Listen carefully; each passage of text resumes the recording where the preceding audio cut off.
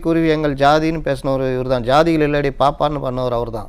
ஆனால் இவர்கள் ஏதோ நாங்கள் தான் இதுக்கெல்லாம் சொந்தக்காரன்ற மாதிரி பாரதியார் என்ன காரணம்னு சொல்லுங்கள். சொல்லுங்க என்ன சொல்கிறாங்க, பாரதி ஏட்டில் மட்டும் தானே எழுதி வச்சுட்டு போனார், சட்டமாக்குனது நாங்கள் தானே அப்படின்னு அவங்க சொல்கிறாங்க. நான் ஒன்று சொல்லட்டுமா, நீங்கள் ப்ராக்டிக்கலாக ஃபிசிக்கலாக வெள்ளைக்காரங்களை எதிர்த்து அதனால் அவருக்கு நடந்த தண்டனைகள், அவர் புதுச்சேரிக்கு தப்பி போனது, அதனால் கிடைச்ச பிரச்சனைகள், இந்த மாதிரி பல விஷயங்களை நேரடியாக வெள்ளை அரசாங்கத்துக்கு எதிராக முழங்கியவர். அன்றைக்கி மாட்டினா சிறைனா எப்படி இருக்கும், 40 நாள் சிறையில் இருந்துட்டு பாம்பு பள்ளி நடுவு நிலன்னு போட்டுக்கிட்டு கிடையாது பாரதியார். அன்றைக்கெல்லாம் உங்களுக்கு எதுவுமே கிடையாது, எந்தவித நோக்கமும் இல்லாமல் தன் சொற்றுக்களை விற்று தன்னுடைய என்ன நடக்கும்னு தெரியாது. இம்மென்றால் சிறைவாசம், ஏனென்றால் வனவாசம் தான்.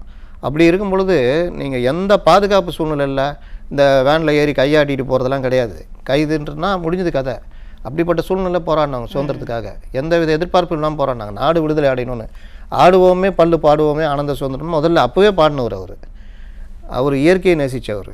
அவருடைய சிந்தனைக்கு ஒரு 10% கூட வரமாட்டாங்க.